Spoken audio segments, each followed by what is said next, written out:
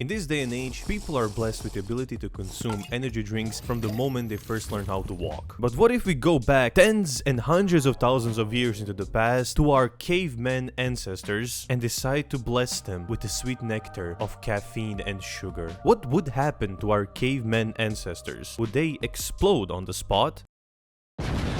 Would a can of Red Bull actually enhance their performance? And in a hypothetical gauntlet of dangerous predators, how far would a Red Bull enhanced caveman go in defeating each one of these vicious predators? Well, before we can dive into all of that, first we have to figure out what caveman to use. Because fun fact, the term caveman can actually encompass basically all human ancestors, because at one point of time they lived in caves. Cavemen and human ancestors didn't exclusively live in caves. It's just that caves preserved bones the best out of any shelter that our ancestors lived in. So a lot of their bones and remains were found in caves, therefore they've been called cavemen. And there are a lot of species of humans that existed before us Homo sapiens, and I decided to go with Neanderthals. Because although Homo sapiens, who appeared somewhere around 40,000 years BC, they've also lived in caves, but eventually their brains were big enough so they actually started to use tools, build houses, and basically upgraded their cribs from caves to cool cottages. But the difference between Homo sapiens and our predecessors Neanderthals is not necessarily in brain size, but just in the density of brain cells in our brains. Because Neanderthals' brains were quite literally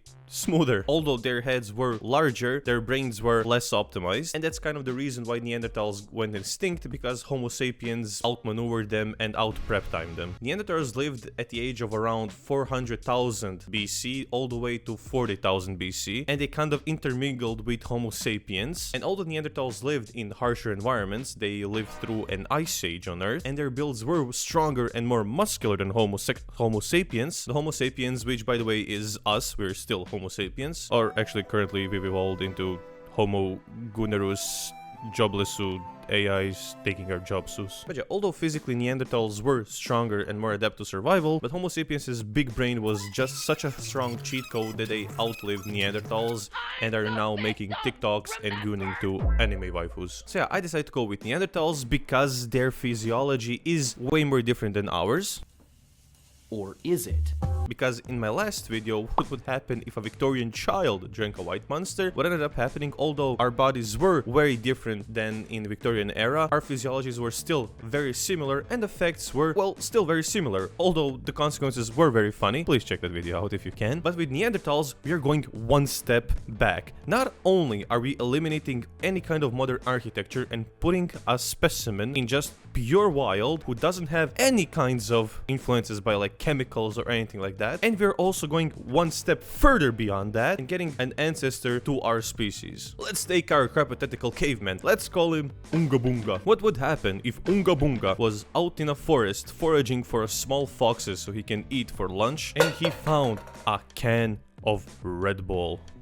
Would it give him wings? Well, first and foremost, the funniest thing is, would a caveman even know how to drink it? If a Victorian child find a white monster, they could probably open it at some point. But what would happen with a caveman? Because keep in mind, Neanderthals didn't even know medals existed. So this would probably end up being some kind of a religious thing that they would worship as... well, I don't even know what. Let's say a caveman takes the can, smashes it with something, I don't know, it's massive, and then he is greeted with a sweet and beautiful smell of nectar of energy drinks. So what would happen biologically, physiologically, psychologically? What would happen to a caveman if he actually drank a can of Red Bull? Well, honestly, it would be quite interesting. As it turns out, the physiology of a caveman isn't that different from a Homo sapiens or a modern human. Shocker. I mean, they are our predecessors. And even though they existed as far back as 400,000 years BC, in the grand scheme of the universe and just the age of even our planet, that's still minuscule. So we are quite similar. But the problem is the adaptation and the nourishments that they've had back in those days are completely different than today. So first and foremost, if a caveman drank a can of Red Bull, he would immediately get hit with strong caffeine. Like in this day and age where we just drink coffee since middle school or whatever, with like Starbucks and everything, you forget how the first caffeine hit actually hits you. And not only that, Red Bull also has some sugars and also a bunch of toxic chemicals that quite honestly probably wouldn't kill a caveman. They probably wouldn't like open up its stomach and like melt through him like in some kind of acid saw trap, but the hit would still be quite huge. His adrenaline would spike, his heart rate would skyrocket, and just like with Victorian children, if this caveman didn't have any heart problems,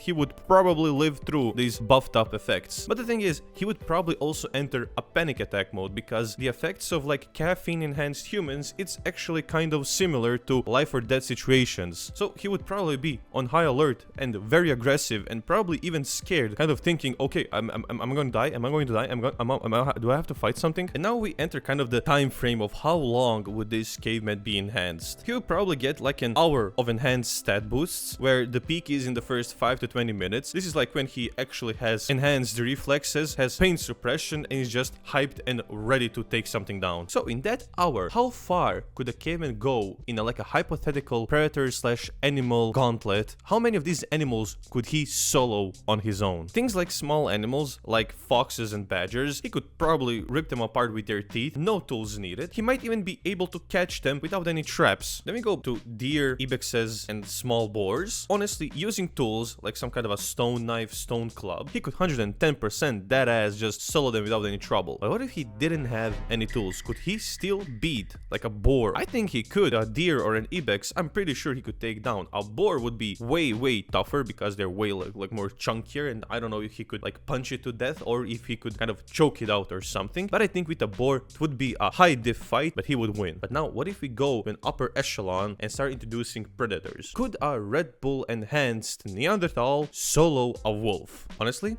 wolves are super tough, but I think if it was a juvenile wolf, so a small baby or not a fully grown adult wolf, I think a human could defeat it. It would like bite him and leave some lasting marks, but I think a Red Bull enhanced human could take it down. Now the thing is, if he's doing this gauntlet one after the other, at this point he would probably die, because after 50 to 90 minutes, that's when kind of the caffeine in the body gets processed and his body starts shaking and revolting. He's kind of experiencing these effects. With Neanderthal experiencing those kinds of effects for the first time, yeah, he would be shocked and stunned, honestly. Well, when I think about it, in video games, these effects are actually very accurate. But okay, let's see he speedrun it, and he's still in his peak, like of the 20 minutes high performance phase.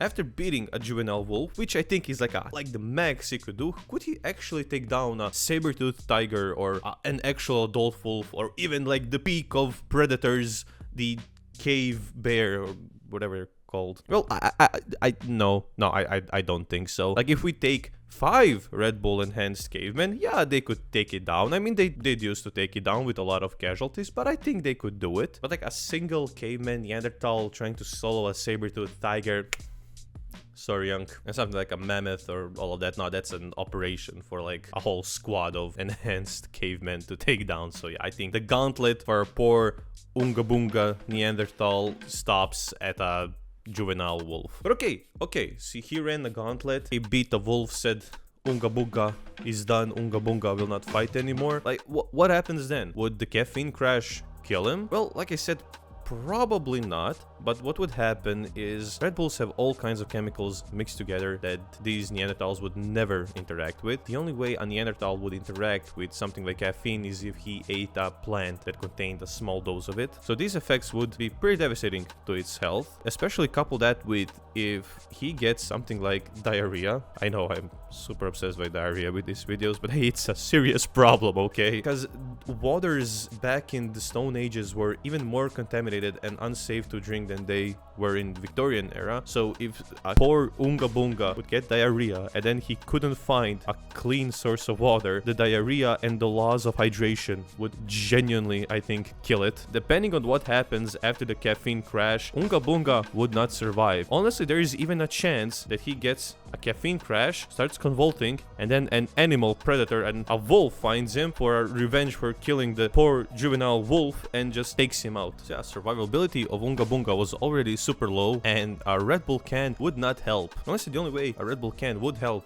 Unga Bunga is if he saved it and then in a dire situation drank it and ran off. Like, let's say he's got separated from his peeps, from his besties, and Unga Bunga is alone in the woods and a pack of wolves attacks him. He busts open a can of Red Bull, drinks it, gets enhanced, and runs away and finds his peeps who then take care of him and he doesn't die. Now that's the optimal way a Neanderthal could use a can of Red Bull. But now one final interesting thing is, could a Neanderthal who drank a can of Red Bull beat a Homo sapiens in a 1v1? Let me know in the comments below. Could a Red Bull enhanced caveman or a Neanderthal beat a Homo sapiens in a 1v1, with or without tools, whichever you want. So yeah, even now I can't figure out if energy drinks would have any devastating effects to our ancestors. What do you think, Penguin? Could Unga Bunga Neanderthal survive a can of Red Bull? Would it be good for him? Would it be bad for him?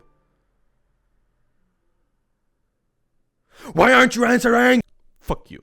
But yeah, it seems we are not going far enough. Turns out humans are too similar and energy drinks wouldn't kill them. What if we go even bigger, even crazier? What if we feed a dinosaur a pack of gummy bears?